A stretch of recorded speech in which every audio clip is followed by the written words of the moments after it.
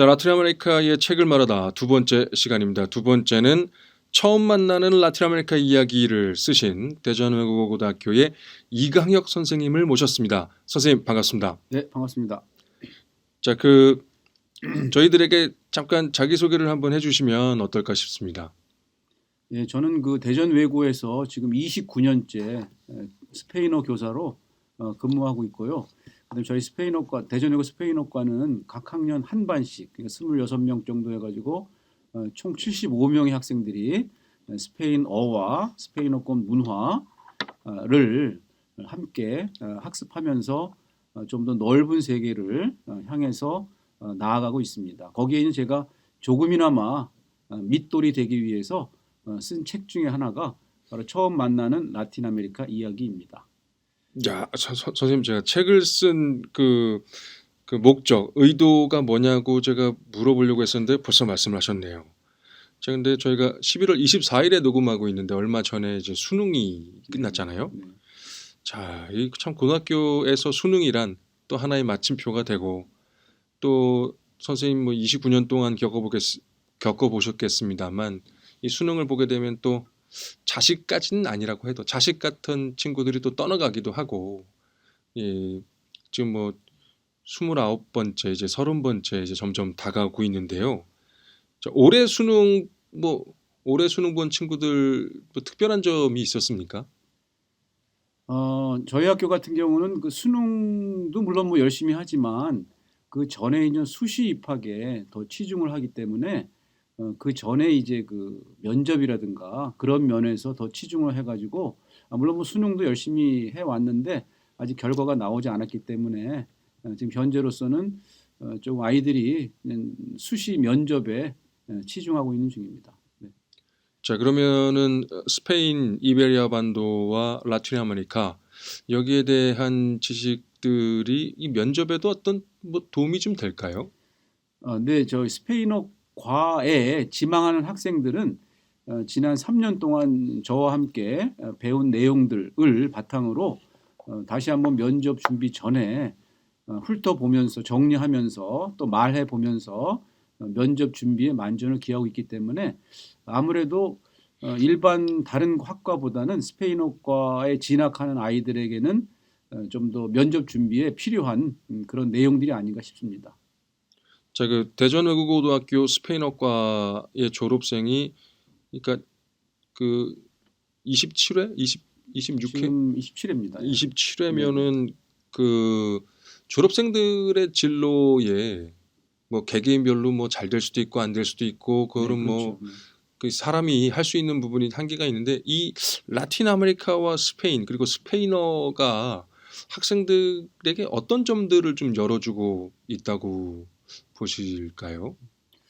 우선 여기 그 들어올 때는 스페인어권 문화나 라틴 아메리칸 문화에 대해서 전혀 전무한 상태거든요. 그런데 제가 이제 1학년 때부터 가르치면서 좀 더 다른 세계, 그동안 우리가 영미권, 중국, 일본 뭐 아니면 좀 더 넓게 얘기하면 프랑스나 독일까지만 아는데 스페인어권 같은 경우는 처음 접하기 때문에 좀 더 사명감을 갖고 아이들에게 스페인어권 문화에 대해서, 스페인 역사에 대해서, 스페인어에 대해서 자부심을 갖고 가르치려고 노력하고 있습니다.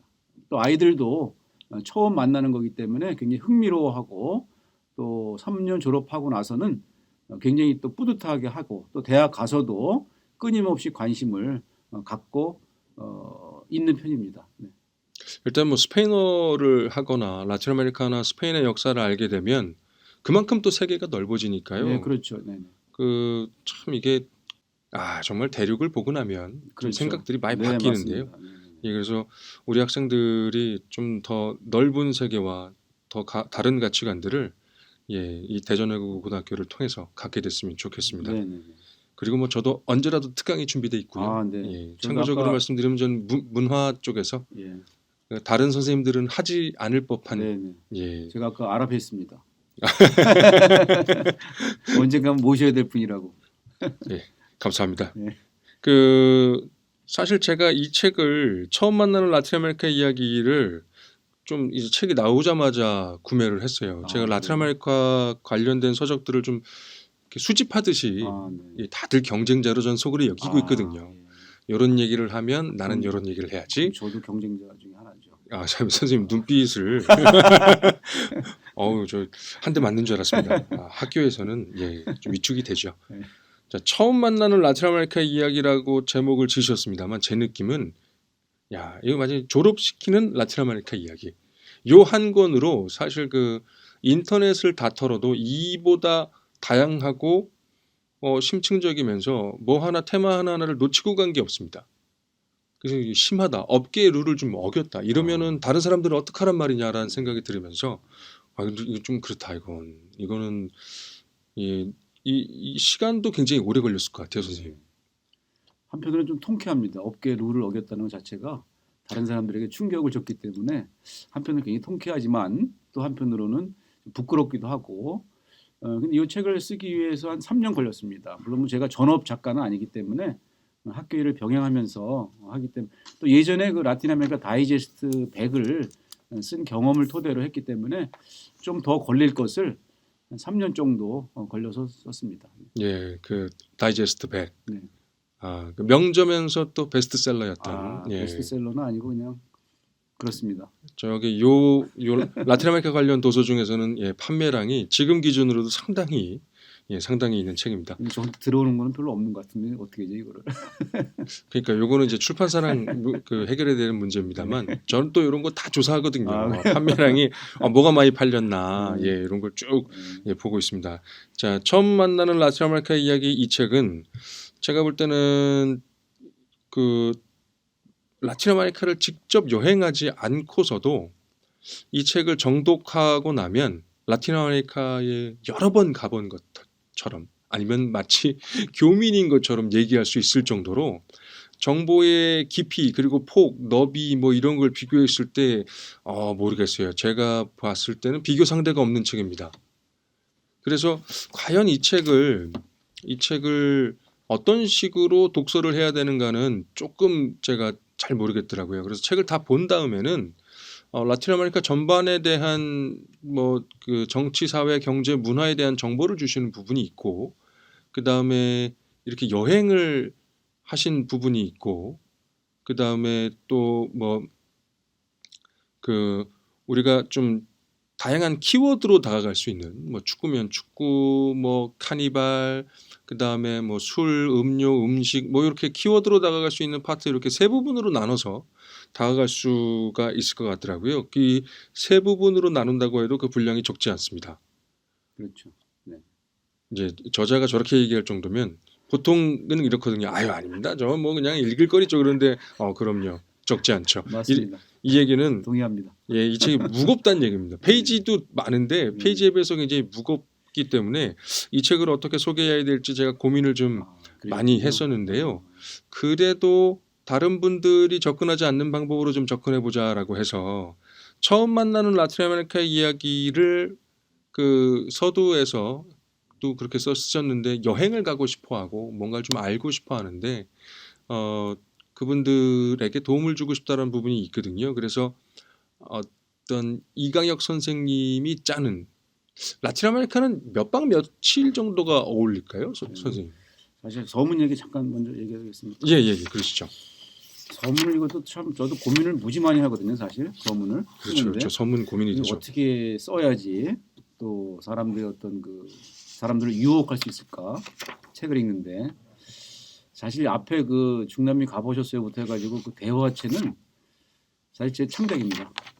근데 아마 창작이지만 충분히 개연성이 있는 있을 법한 그런 그런 상황이죠. 그래서 그것부터 시작해가지고 조금 더 라틴 아메리카를 이건 여행하기 위한 사람들이 그냥 단순히 어떤 유적이나 주마 관상격으로 보는 것보다 예를 들어서 떼낄라를 마실 때 떼낄라의 역사나 내용이나 그다음에 종류나 또 음식 같은 것도 먹을 때 어떤 건지 그런 것도 좀 더 깊이는 없지만 좀 더 포괄적으로 조금이나마 알 수 있는 그런 컨셉으로 만들었기 때문에 여행으로 가는데 여행을 가서 가는 사람에게 약간의 어떤 좀 깊이 있는 그런 주제는 던져주지 않았나 싶습니다. 예, 저희가 자연스럽게 저희 네. 김소연 선생님, 네. 정승치 선생님 예, 아직 여행을 못 가신 걸로 알고 있습니다. 네. 예, 그 전부 다 스페인어과 선생님들입니다. 그렇습니까? 네네네. 근데 아직 안 가신 거예요? 아마 스페인은 갔다 오셨는데 라틴 아메리카를 못 가보신 걸로 제가 알고 있습니다. 제가 음. 움직여야지 움직이는 분들이거든요. 아하, 제가 움직이지 않기 때문에 그렇죠. 섣불리 움직이는 사람이 아니기 때문에 제가 또 음, 비싼 사람이라. 예, 여러분 들으셨죠? 비싸다고 하십니다. 자, 그리고 예, 테킬라, 그다음에 음식들 막 이런 거를 즐기면 참 좋겠는데 또 우리나라 분들이 진짜 우리나라 음식 사랑하거든요. 네네. 그래서 처음에는 그러지 말고 현지 음식을 좀 드셔보시라. 그럼 안 맞는다 막 이러고 그러셔서 제가 아까 식사할 때도 잠깐 말씀을 드렸는데 초장 요새 많이 네, 팔잖아요. 네네. 예, 초장을 가져가셔서 네. 해산물 요리에는 다 어울리고요. 아. 심지어는 스테이크하고도 제 기준으로는 잘 맞더라고요. 음. 그리고 초장과 더불어 우리나라의 비밀 무기가 있습니다. 쌈장. 쌈장. 쌈장도 이렇게 마늘 좀 이렇게 다져주고 뭐 참기름도 필요한가요? 참기름은 저희 중국 식당, 중국 음식점 뭐 이런 데 좀 있긴 한데 아무튼 이렇게 해서 쌈장을 먹여보면 싫어하는 사람이 별로 없죠. 된장은 싫어하지만 쌈장은 좋아합니다. 그럼 어떤 음식하고 라틴 아메리카 어떤 음식하고? 일단 고기류하고는 다 고기류? 좀 잘 어울리고요. 그 다음에 실제로 저는 이제 또르띠아나 뭐 이런 거 발라 먹어도 또르띠아에도요? 그러니까 쌀사처럼 먹는 거죠. 쌈장. 하긴 쌈장도 살사죠, 뭐. 그렇죠. 네. 예. 그다음에 초장도 뭐 또르띠아하고 먹어도 제가 옥수수를 개인적으로 좋아하는 편이라. 자, 이제 다시 여행 얘기로 돌아와 보겠습니다. 우리나라와 거의 반대편에 있다고 하는 대륙, 네. 라틴 아메리카, 아메리카 대륙. 자, 이 라틴 아메리카를 그래도 좀 보고 왔다라고 한다면 저는 길면 길수록 좋다고 생각합니다만 우리가 다 생계가 있고 그렇기 때문에 그럴 수는 없잖아요. 그래서 몇 박 며칠 정도가 되면 선생님 보시기에 이 정도면 그래도 내가 이끌고 갔던 이 투어 코스 중에서 이 정도면 내가 만족한다 싶은 정도면은 몇 박 며칠 정도가 될까요? 또 여행 얘기하기 전에 예. 제가 이제 뭐 중남미 선생님들이 저한테 여쭤볼 때 저는 마추픽추를 한 3번밖에 못 가봤습니다라고 말을 합니다. 왜냐하면 상대방이 어떤 그 위압감을 주기 위해서. 왜냐면 남들의 평생 가기도 어려운 마추픽추를 3번이나 갔다고 하면 제 말에 권위가 생기거든요. 그래서 일단 그거부터 먼저 한 다음에 여행 얘기를 합니다. 그래서 오늘도 이렇게 먼저 마추픽추 한 3번 가고 우유니도 한 3번 가고 이구아스폭포도 한 3번 갔습니다라고 먼저 말하고 시작하면 너무 거만한가요? 제가 밀렸네요. 저 마추픽추 2번, 2번, 우유니 2번, 네. 야 이구아수 1번. 그럼 제가 약간 좀 더 세네요. 너무 이렇게 표정을 농담이고요. 동영상이 아니어서 좀 아쉬운 느낌이 농담이고 있습니다. 어쨌든 일단 그렇게 말을 하면 전 저 사람은 그래도 무슨 말을 하든지 간에 권위가 생기는구나 뭐 이런 약간의 농담 반 진담 반으로 제가 말씀드립니다. 그리고 여행 얘기를 제가 하는데 요새 제가 이제 패키지 여행을 쭉 이렇게 들어가 보니까 대개 뭐 한 15박 16일 또 긴 거는 28박 뭐 한 달 정도 되더라고요. 근데 비용이 뭐 거의 한 2천만 원이 되기 때문에 사실 뭐 섣불리 갈 만한 곳은 아닙니다.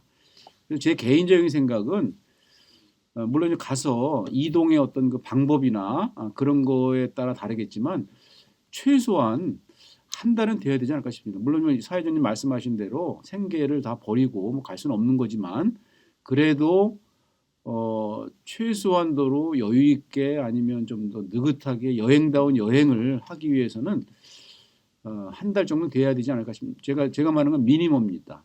15박 16일 같은 경우는 비행기 타고 내리고 오고 가고 하면은 물론 뭐 마추픽추나 우윤이나 이구아수 찍고 하면 15박 16일이 되겠지만 과연 그게 무슨 큰 의미가 있을까? 뭐 이런 생각이 듭니다. 개인적인 생각입니다. 그게 이제 인스타용이죠. 가서 그렇죠. 사진 찍고 그렇죠. 사진 찍고 그 마추픽추도 그렇잖아요. 그러니까 좋은 그 사진 포인트들이 있고 그렇죠. 다들 거기서 사진을 찍기 때문에 차이점은 이제 구름 모양, 날씨 뭐 이 정도 차이가 있고 거의 다 비슷한데 그 마추픽추를 어떻게 보고 어떻게 여행할 것인가는 진짜 또 여러 번 가시는 분도 있고 그 근처에 묵으시면서 근데 이거 좀 창피하기도 한데 제가 굉장히 늦은 나이에 저희 학생이었기 때문에 그 국제 학생증 가져가실 수 있으면 개인 여행자들은 버스를 타던 비행기를 타던 할인이 있습니다. 많습니다. 특히 방학 때는 거의 반값 정도입니다. 전 그래서 항상 좀 미안한 마음도 들면서 이 나이에 내가 이래도 되나? 뭐 이런 마음도 들면서 그래도 뭐 이 정도면 또 여행비 많이 절감할 수도 있고. 그렇죠. 자, 일단 한 달 정도 네네. 그 라틴 아메리카에서 네네. 전 또 좀 그렇게 한번 여쭤보고 싶어요. 저는 사실은 여행 스타일이 네. 한 곳에 쭉 이렇게 베이스 캠프를 마련해 놓고 네. 여기 있으면서 네. 다른 곳으로 나다니는 편인데 네. 이렇게 한번 말씀을 드려볼게요. 네. 라틴 아메리카에서 한 달 살기, 이곳에 있으면 그래도 어떤 총체적인 라틴 아메리카에 대한 이미지를 좀 파악할 수 있겠다. 이 도시에서 한 달을 살아봐라. 이 사람들과 있어봐라. 라고 추천해 주실 만한 도시는 어디가 될까요? 이 질문 자체가 저는 좀 굉장히 모순되고 예. 전문가답지 않으신 질문 같습니다. 저는 반기를 들고 싶습니다. 일단 뭐 사과 말씀드리고요. 아니 근데 책에 보면 제가 이게 없는 얘기가 아니라 아르헨티나를 설명하실 때 그 부에노스아이레스를 설명하실 때 이런 멘트가 나왔거든요. 근데 지금 사회자님 말씀하신 대로 제가 말 쓰진 않은 것 같은데요. 아무튼 사과의 말씀드립니다. 부에노스아이레스에서 라틴 아메리카를 어느 정도 습득하고 이해하고 느끼고 할 수 있다는 말은 좀 쓴 이유가 없는 것 같습니다. 예, 그렇습니다. 제가 지어냈습니다. 너무 또 직격탄을 날렸나요? 아무튼 그래도 그럴 만한 말씀. 예. 우선 멕시코 시티가 뭐 몇 군데를 제가 좀 말씀을 드리고 싶은데요. 멕시코 시티도 굉장히 아주 다채롭고 물론 뭐 더 잘 아시겠지만 주변에 또 뭐 하여튼 갈 곳도 많고 볼 곳도 많고 먹을 곳도 많고 한 곳이기 때문에 멕시코 시티에서도 뭐 한 달 정도 살면 정말 물론 라틴어가 전체는 아니겠지만 어느 정도 충분히 느낄 수 있는 그런 장소가 아닌가 싶습니다. 그거는 좀 북아메리카에 해당되는 것이죠.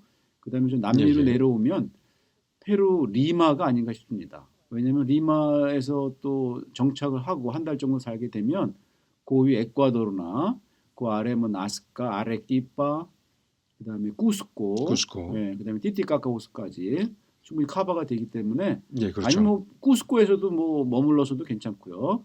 그다음에 아까 말씀드린 대로 부에노스아이레스 역시 굉장히 아주 다이나믹하다 그럴까요? 역동적이고 그다음에 저 아래 파타고니아까지 커버가 될 수 있기 때문에 저는 그 세 군데를 한 군데로 딱 집기는 좀 어렵고 세 군데를 저는 굳이 한 달 정도 살이하면서 라틴 아메리카를 느끼고 싶다 하면 그 세 군데를 말씀을 드립니다. 물론 이건 제 뭐 사견이고요.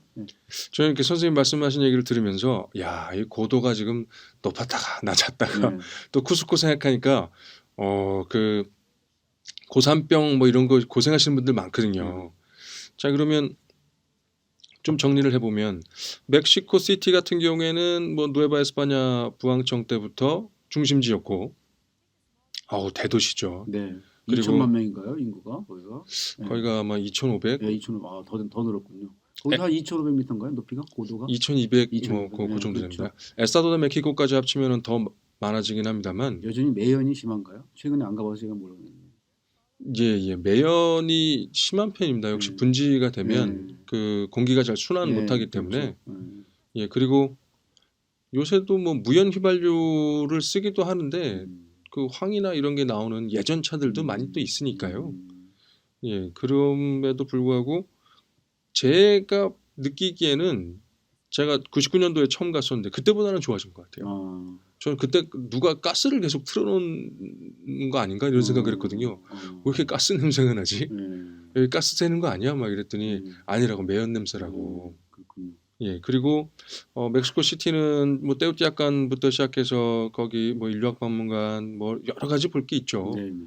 그 멕시코 시티도 굉장히 중요한 포인트가 될 것 같고 리마는 이게 또 이제 고산에 좀 건조한 지역에서 또 이제 바닷가로 확 내려오죠. 그렇죠. 그래서 또 바닷가 항구 무역항에서 느낄 수 있는 것, 그 다음에 또 거기도 굉장히 많은 박물관들이 있고 그리고 리마에서 저는 사실 그 남미 쪽을 여행할 때 그때 그 굉장히 싼 표가 나왔어요. 리마까지. 근데 제 계획은 까르타헤나 그 콜롬비아 까르타헤나에서 콜롬비아, 네. 그 쫙 도는 거였거든요. 네. 근데 버스비를 계산해도 더 싸게 나온 거예요. 예. 그한 3분의 1 정도 예, 가격이어서 그럴 것 같아요. 예. 리마로 들어가서 예. 까르타헤나까지 제가 버스를 타고 갑니다. 예.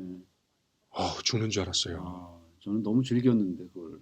아니 일단 빨리 가서 논스톱으로 빨리 가서 그런 그 다음부터 이제 식으로? 그렇게? 내려오면서 보기로 아, 그 여행 계획을 짰기 때문에 그렇죠. 3일 지나니까 허리가 없어지고요. 맞습니다. 그게 한 일주일 가거든요. 음. 중간에 뭐 모텔 같은 데서 하룻밤 자기도 하는데 또 한 5일 지나니까 저는 이 머리가 떡져가지고 모든 모양이 다 되는 거예요. 그리고 이게 잘 못 씻으니까 그렇죠. 개기름. 예. 그리고 이 화면이 똑같잖아요. 왼쪽으로는 태평양 보이고 그렇죠. 오른쪽으로는 산 보이고 그렇죠.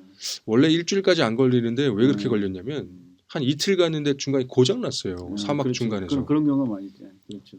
그랬더니 운전기사 둘이 교대로 그렇죠. 막 운전하는데 막 고치려고 하다가 안 된다고 막 연락을 하더라고요. 조금만 기다려. 그러면 이제 차가 올 거야. 그래서 차가 언제 어떻게 오는 건데? 터미널에서 온다고. 저희가 이틀 왔는데 그래도 한 36시간 정도 만에 왔어요. 그래서 뭐 사막에서 이렇게 있어 보기도 하고 그랬는데 리마는 그래서 리마도 굉장히 중요한 포인트 중에 하나죠. 예, 그렇죠. 하지만 쿠스코가 주는 어떤 그 묘한 매력은 네. 그리고 또 주변의 그 수많은 잉카 유적물들을 보면 한 달 만약에 고산이 자신이 있으시다면 한 달 좋다. 하지만 좀 더 머던하고 현대적인 어떤 문화 그러면서 이 지역만의 특징들 이런 걸 알고 싶다면 부에노스아이레스. 좋죠. 예, 부에노스아이레스에서 특히 고기와 와인을 네. 그리고 또 선호에 따라 다르겠지만 지금도 그립습니다. 예. 고기 얘기도 고기 얘기도 이게 하자면 되게 긴데 제가 잠깐만 말씀을 드리면 네네. 제가 어디 피에스타에 초대를 받았는데 고기를 안 주는 거예요. 자꾸. 제가 볼 땐 다 구워졌는데 한 6시간 동안 굽더라고요. 그렇죠. 그다음에 이제 우리나라 개념으로 하면 갈비하고 등심이 붙어 있는 상태로 굽습니다. 그렇죠. 그래서 얘네들이 어떻게 익어가냐면 우리가 다시다 있잖아요. 쇠고기 다시다. 그러니까 요 몸에 그러니까 살에 그 맛있는 그게 있잖아요. 그게 안으로 쫙 모이고 겉은 조금 탄 것 같은데 약간 이게 바삭바삭한 그 느낌이 나는 그 상태로 익어서 와요. 덩어리 고기가. 그래서 칼로 썰면 이거 너무 탄 거 아니야? 딱딱하게 네 하고 이렇게 썰려요. 안은 수육이 익은 것처럼 돼 있고 겉에는 그냥 좀 바삭 구워진 느낌. 그래서 이게 입안에 넣고 씹으면 이게 수육도 아니고 구운 고기도 아니고 그러면서 이게 녹아 없어지고 그 다음에 좀 드라이한 와인과 곁들이면 본인이 먹던 양보다 한 50% 더 먹게 됩니다. 그렇죠. 고기의 또 질이 다르니까. 이게 한우도 굉장히 좋은 고기죠. 네, 그렇죠. 한우도 좋은 고기인데 그렇죠. 이 풀 먹고 자란 방식 그리고 통으로 구워내는 방식들 그다음에 그 시간 아마 또 배고픈데 오래 기다려서 더 맛있을 수도 있는데 저는 뭐 미디엄 레어 뭐 이렇게 얘기하는 요 고기 요게 이제 피가 아니라 안에 수육처럼 자기네들 그걸로 수액으로 다 익은 거거든요. 그래서 좀 거부감을 가지시지 말고 한번 도전해 보시라. 그리고 그래도 힘들다라고 하면 김치를 좀 싸가셔서 이렇게 고구마 먹듯이 목 맥히면 한번 먹어본다 뭐 이렇게 드시면 좋아요. 그리고 거기서 사실 김치 역할을 하는 게 굉장히 좀 드라이한 와인이거든요. 드라이한 와인은 우리가 그냥 먹으면 조금 냄새 같은 거 느껴질 수 있는 풀 먹고 자란 고기들인데 그러니까 풀 향이 나는 걸까요? 그것까지 잘 모르겠네요. 근데 드라이한 워낙 미식가이기 때문에 이게 저는 그냥 와인하고 그냥 고기 자체를 먹는 걸 좋아하기 때문에 거기 미세한 차이는 못 느꼈는데요. 풀을 먹은 소는 또 다른가 보죠. 그러니까 뭐 풀만 먹지는 않았겠습니다만 아마 그게 좀 다르다고 해요. 그러니까 우리나라에서 좋아하는 고기의 마블링이 따로 있고 그 다음에 아르헨티나 스타일로 어울리는 고기가 좀 따로 있고 그렇습니다. 그리고 명심해서 제가 가서 다시 한번 확인해서 먹어보겠습니다. 저 분위기가 오늘 좀 이게 원래 개그 포인트가 아 너무 아재 개그가. 그 아무튼 네. 저는 좀 떫은 맛이 나는 와인을 이거 왜 먹지 이런 생각했었는데요. 고기랑 어울리니까 상승 효과가 있더라고요. 그렇죠. 그래서 뭐 마리아주라고 얘기하는 이 메르지 음. 궁합이 잘 맞는 거. 뭐 그런 게 또 있겠어. 배고프면 다 먹는 거지. 사실 우리나라에서는 한 끼를 좀 때우는 것처럼 먹는 경우가 그렇죠. 많은데 멕시코만 해도 점심시간이 2시간이니까요. 2시간 동안 계속 먹습니다. 진짜.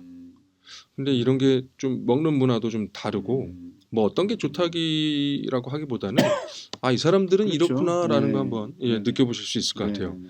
그리고 저는 개인적으로 이제 과테말라의 안티구아 안티구아 좋죠. 그리고 콜로니얼 도시들은 예. 다 좀 추천해드리고 싶고 네. 그 다음에 은광이나 뭐 이런 네. 거에 관심을 갖고 계신다면 따스코. 따스코나 과나후아토가 과나후아토 굉장히 좋은 거예요. 네, 네. 따스코는 이건 또 여러분 스페인어 공부하실 분들은 네. 알아두면 좋은데 세페가 거기 있습니다. 아 그래요. 그래서 뭐 들어본 것 같네요. 멕시코 시티에 있는 세페보다 아. 훨씬 좀 더 뭐라고 할까요? 안정적인 그런 분위기. 그다음에 대도시의 그건 몰랐네요. 번잡함 없이 그렇죠. 또 친구들 사귀기도 굉장히 그렇죠. 좋은 그렇죠. 그런 환경에서 공부를 할 수 있다. 그리고 은세공품도 많기 때문에 그렇죠. 뭐 맞습니다. 선물하고 막 이러기도 굉장히 네, 좋은. 네, 네. 과나후아토도 괜찮죠. 그렇죠. 네. 자 그러면은 한 달 동안 라틴 아메리카를 여행함에 있어서 지금은 이제 총체적으로 뭔가를 느껴볼 수 있는 그래서 시간이 없을 때 그래도 이곳은 꼭 들려야 한다라는 의미로도 다가갈 수가 있겠습니다만 총체적인 거 말고 라틴 아메리카에 갔다면 여기는 들려봐야 된다. 이런 거는 뭐가 있을까요? 너무 많아가지고 갑자기 지금 그렇죠. 머릿속이 혼란스러운데요. 책도 엄청 두꺼우니까요.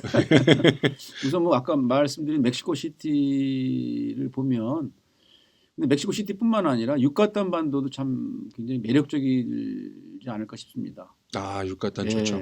거기는 뭐 마야 문명과 함께 또 카리브해 이런 또 휴양적인 면도 있기 때문에 아마 깡꾼이 있죠. 또 깡꾼 좋죠. 예. 툴룸, 깡꾼, 뭐 메리다 뭐 굉장히 좋은 곳이 많기 때문에 조금 더 어떤 흥미나 즐거움이나 아니면 또 문화적인 거를 혼합된 그런 경험을 하고 싶으면은 유카탄도 굉장히 괜찮을 것 같습니다. 멕시코를 뭐 물론 베이스를 삼아서. 예. 네네. 인디아나 존스 네네.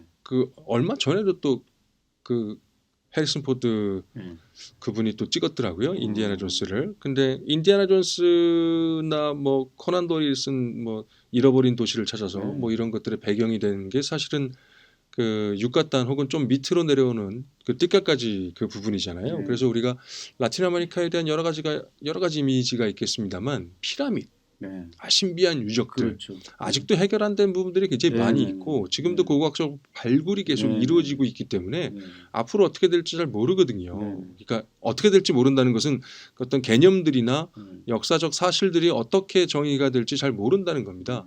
그리고 동양권하고 좀 차이가 있는 것은 라틴 아메리카의 많은 지역들이 역사에 비해서 역사서 기록들이 별로 없습니다. 그리고 또 열대 우림에서 그런 기록들이 오래 보관된다는 것도 좀 어려운 일이죠.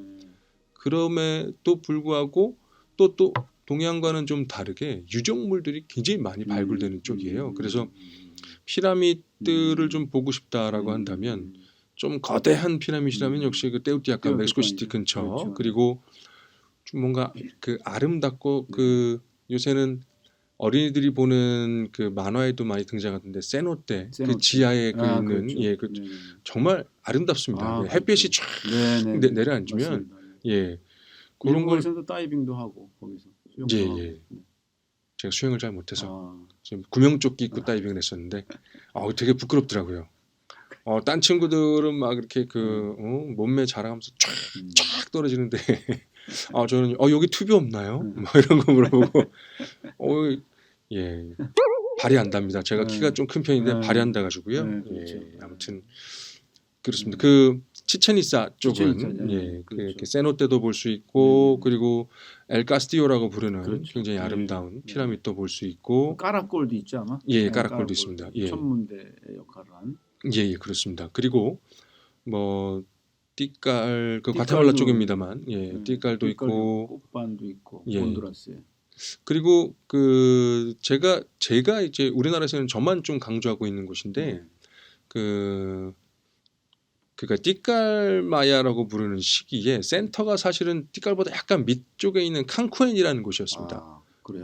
도시의 그건- 규모는 훨씬 크고요. 띠깔보다. 예. 그다음에 그다음에 띠깔도 엄청나게 크던데. 보니까. 띠깔은 근데 위치나 뭐 이런 걸로 음. 봤을 때 그 선생님 책에 쓰신 것처럼 만약에 마야가 교역을 중심으로 네. 하는 교역의 네. 어떤 그 파트너들이라고 한다면 네.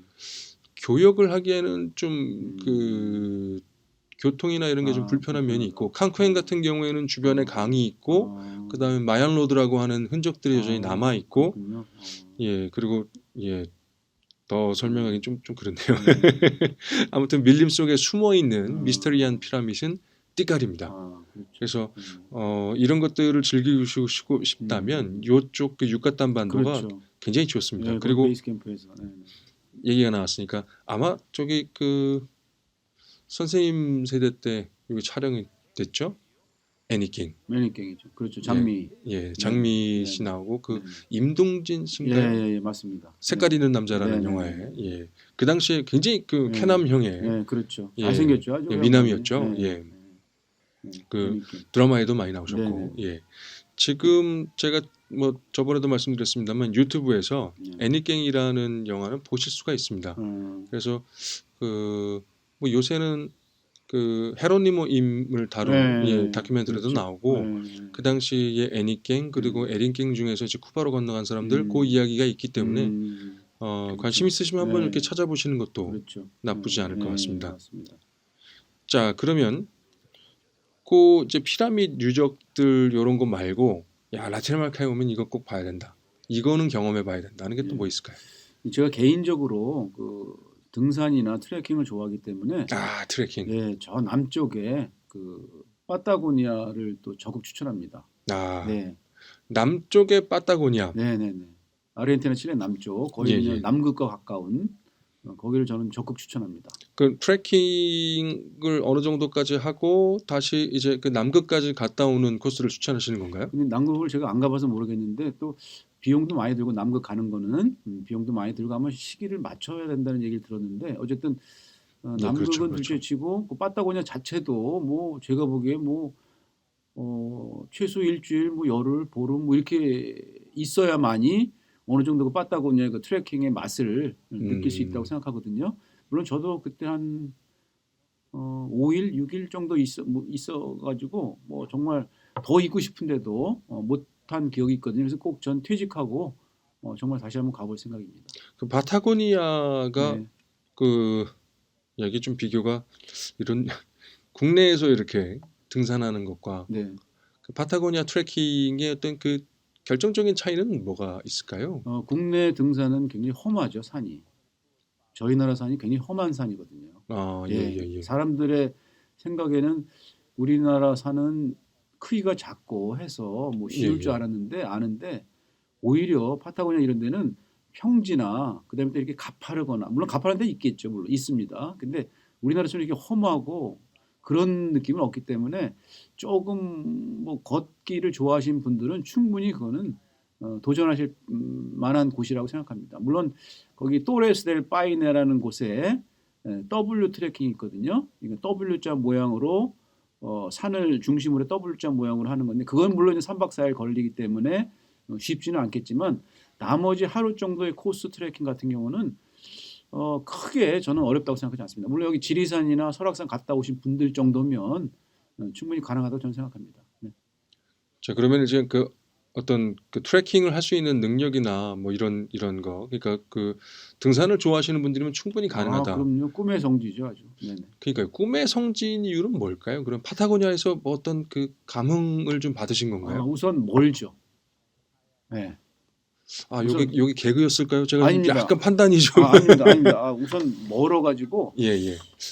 누구로부터 멀어진다는 얘기일까요? 가족? 혹시 집에 계시는 그분? 뭐 이런 겁니까? 어떻게 답변할지 모르겠는데 제가 거기 그 인용을 한 게 하나 있었거든요. 제 말은 아니지만 제가 말은 아니지만 인용한 내용을 잠깐 살펴드리자면 파타고니아를 제가 여행하면서 그다음에 그 뒤로 돌아와서 어떤 책을 읽어볼 때 이 땅에서 무엇을 하는가가 아니라 도착하는 것만으로도 의미 있는 땅이었다라는 그 여행가 김남희 씨의 말에 저는 파타고니아 여행을 하고 와서 아주 전적으로 동감했습니다. 왜냐하면 지금 지구 반대편이 지금 우루과이 부에노스아이레스인데 거기서도 또 비행기를 타고 또 가서 트레킹을 해야 되기 때문에 어쨌든 일단 도착하는 것만으로도 우리의 어떤 그 여행의 질이나 그 풍요로움을 훨씬 더 깊게 할 수 있는 그런 곳이 아닌가라고 생각합니다. 네. 물론 그 트레킹을 평소에 좋아하기 때문에 제가 예, 예. 권장하는 거지 뭐 꼭 거기가 뭐 라틴 아메리카 어떤 뭐 정수다라고 말씀을 드리는 거 아니고 제 취향의 문제입니다. 네, 그러니까요. 그 취향을 조금만 더 이렇게 풀어주실 수가 있을까요? 그러면 그 트레킹에서 국내랑 다르게 어떤 감흥을 받았다면 네. 그게 뭘까요? 사실 파타고니아는 사진만 찍어와도 네. 이게 또 베네수엘라의 그 조금 그 밀림들하고 좀 다른 그 베네수엘라 밀림이라고 하면 조금 그 막연하실 수가 있는데 영화 아바타에 네. 등장한 그쪽을 네, 얘기합니다. 네, 네. 예, 그렇죠. 그 영화가 거기서 찍혀졌거든요. 네, 그러니까 네, 네. 그런 트로피칼한 이국적인 네. 것과도 다른 어떤 면들은 좀 우리나라랑 비슷한 면도 있으면서 예. 거대하기도 하고 음, 어떤 뭔가 꽤 사진만으로 주는 게 있더라고요. 저기를 홀로 걷는다는 건 과연 어떤 느낌일까요? 네. 우선 파타고니아의 특성은 제 개인적인 생각은 인공이 없다고 생각합니다. 그 자연 자체입니다. 뭐 크게 어떤 뭐 꾸미거나 그런 것이 없고 정말 제 기억에는 바람밖에 기억이 안 납니다. 제가 책에도 썼지만은 그 호수 옆을 걸을 때 배낭만 없었으면 정말 날아갈 정도로 그렇게 아주 엄청난 바람이 불어가지고 정말 그 자연의 혹독함을 온몸 물론 뭐 위험하지는 않습니다. 왜냐하면 그 길 자체가 뭐 유순하기 때문에 또 오고 가는 트레커들이 많기 때문에 큰 위험은 없는데 어쨌든 그 바람 자체는 정말 야 이런 바람을 내가 평소에 맞아본 적이 있었던가라는 생각을 들 정도로 굉장히 인상적인 그런 자연 환경이었습니다. 군대에서 네. 맞았던 바람보다 더 군대에서 바람을 맞아봤자 뭐 파타고니아에 뭐 10분의 1도 안 될 것 같은데요. 그렇습니까? 10분의 1이 뭐예요? 거의 뭐 게임도 안 되죠. 물론 자, 일단 그만큼 파타고니아는 어쨌든 그 인공이 없는 그런 자연 그 자체를 온 몸으로 확인할 수 있는 그런 정말 곳이 아닌가. 물론 다른 곳도 있겠지만 파타고니아 그런 좀 인상이 들었습니다. 그래서 여기 지금 제가 또 인용을 했지만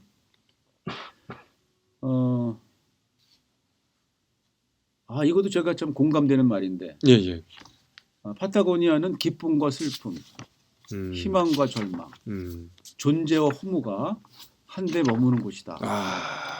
물론 제 말은 아닙니다. 제 말은 아닌데요. 저는 이제 그 파타고니아 관련 자료를 찾아보면서 정말 이것도 제가 이런 경험해본 사람이기 때문에 이게 무릎을 딱 치면서 그래 이거야라고 하지만 정말 이것도 딱 맞는 말 같아요. 네.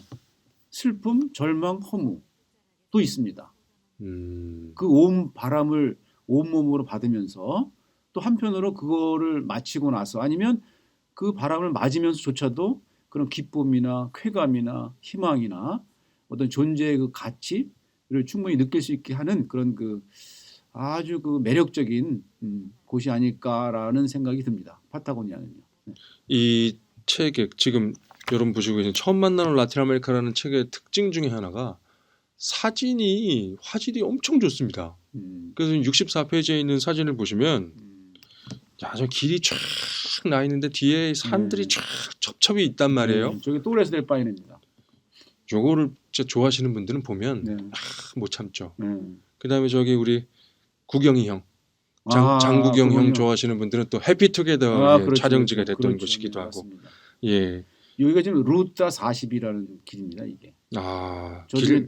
세계 제일 긴 국도라고 하는데 아르헨티나 끝에부터 아르헨티나 맨 위쪽부터 지금 그 파타고니아까지 연결된 국도거든요. 4,000km인가 5,000km 됩니다. 여기. 루타 40이죠. 제목이. 잠깐만요. 4,000km요? 네.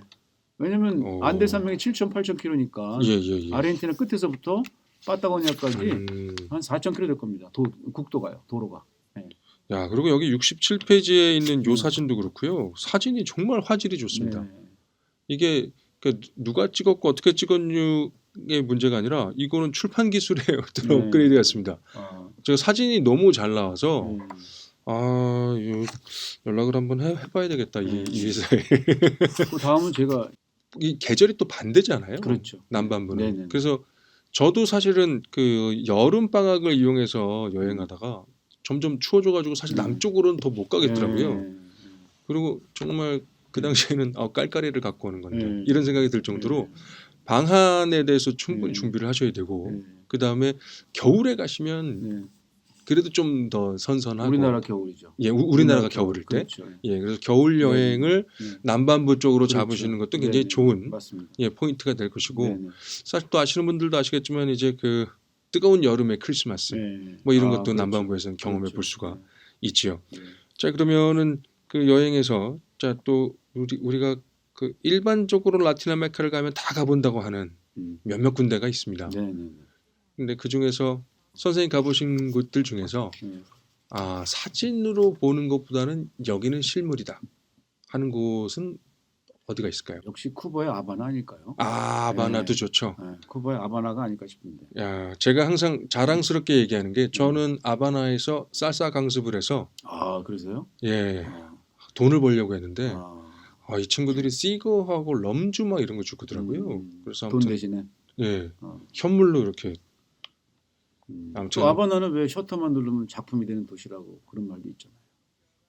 뭐 그렇죠. 사람마다 다르겠지만. 예, 그렇죠. 근데 그 저한테 그러기에는 저는 이미 다른 곳을 많이 보고 갔기 때문에 그리고 제가 의도했던 거는 이제 저는 이제 그 이과수나 네. 우윤희 네. 이런 걸 예상했는데 그거 아닙니다. 그 조용필은 맨 나중에 나오니까 선생님 마지막에 남아 있습니다. BTS로 바꿔주시죠. 그런가? 요건 편집 안 할 겁니다. 네.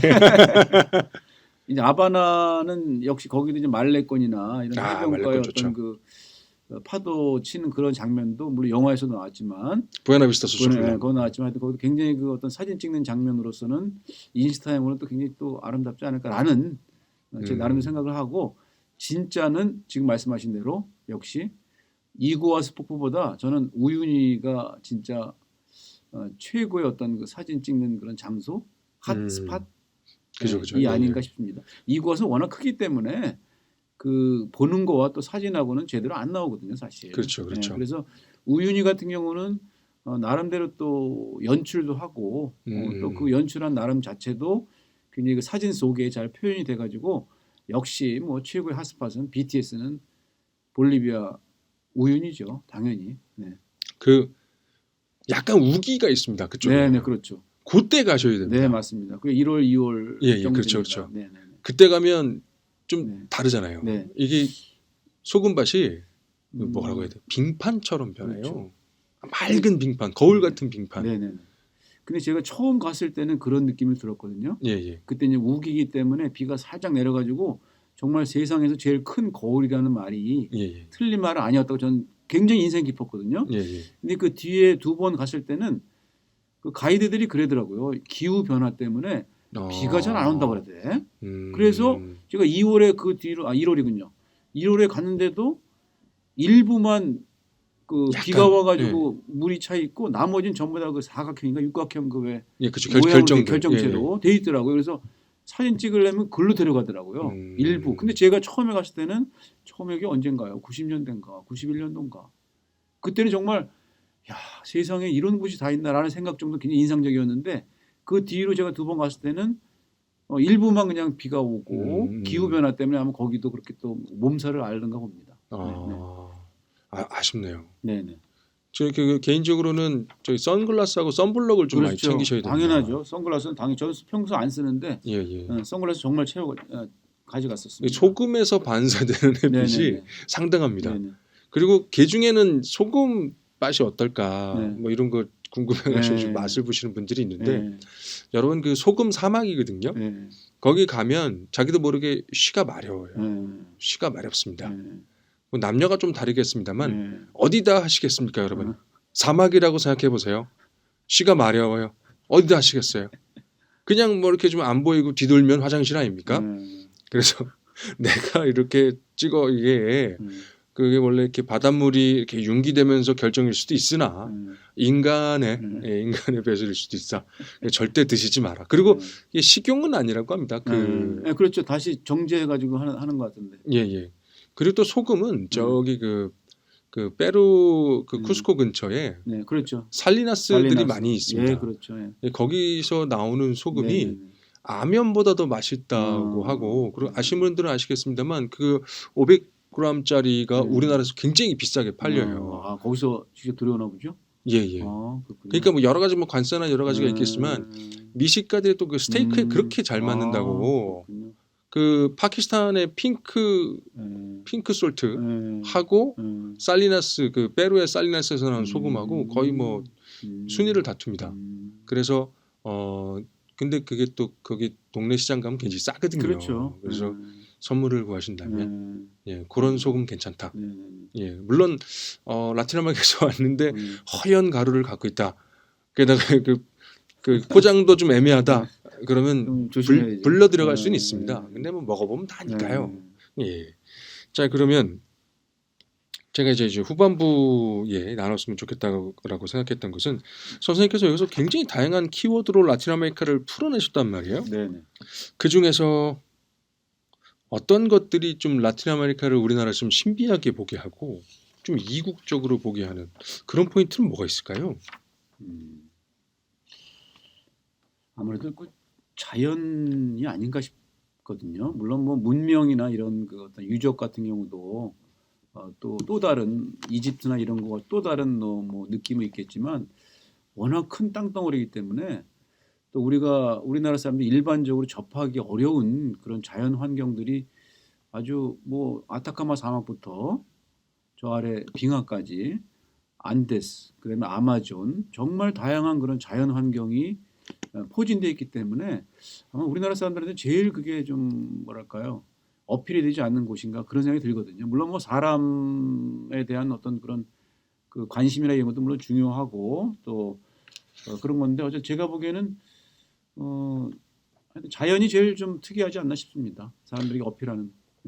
그리고 저는 사실은 좀 매연 많은 곳에서 자라서 그런지 몰라도 음, 크면서 음, 별을 잘 못 봤거든요. 음, 은하수를 네, 그냥 사진으로만 봤지 네, 네, 네, 그게 하늘에서 펼쳐질 거라고 상상도 네, 못했거든요. 그렇죠. 근데 저는 일단 높기도 했습니다만 이 별들이 막 보이는 네, 모습을 보고 네, 그 좀 제가 너무 천문 같은 얘기를 한 것 같은데 아. 저는 너무 그 큰 충격을 받았어요. 아, 밤하늘이 막 이랬구나. 네, 그리고 그 밤하늘 중에 기억나는 거는 저 쿠바가 개방하고 나서 이제 민박집 가사를 이렇게 가사 파르티클라르. 예, 그러니까 민박집을 할 수 있게 됐잖아요. 네. 근데 쿠바가 전력 상황이 별로 안 좋아서 네, 정전이 자주 일어납니다. 그렇죠. 그 정전이 일어났는데 네, 얘들한테는 너무 익숙한 일이니까 네. 사람들이 다 나와가지고 이렇게 네, 하늘 보면서 별 보면서 네. 저거는 무슨 자리 하는데 네. 야 그게 되게 좀 신비롭게 좀 음. 보이더라고요. 그래서 그런 별을 볼 수 있는 곳이 제가 보기에는 가장 그 뭐랄까요 아주 뚜렷하게 볼 수 있는 곳이 물론 뭐 다른 것도 많겠지만 예. 그 칠레의 예. 아타카마 사막이라고 저는 생각합니다. 아 칠레 아타카마 네네네. 사막이 네. 그 왜 왜냐하면 그럴까요? 거기에 망원경이 있거든요. 천체 망원경. 물론 저 책에도 맞아요. 썼기 예, 때문에 맞아요. 예, 마젤란 망원경이 맞아요. 있는데 예. 거기 있는 것 자체 있다는 의미는 거기가 그래도 가장 별을 관측하기 용이한 곳이 아닌가라는 그런 객관적인 뭐 증거 아니겠습니까? 물론 제가 가서 봐도 뭐 여타의 장소에서 본 그런 그 별과는 전혀 다르다고 생각이 들고요. 제가 또 거기에 또 인용을 했지만 세상의 반은 하늘이죠. 예, 그렇죠. 예. 그다음에 시간의 반은 밤이죠. 그렇죠. 그렇죠? 예. 낮과 밤이니까. 예.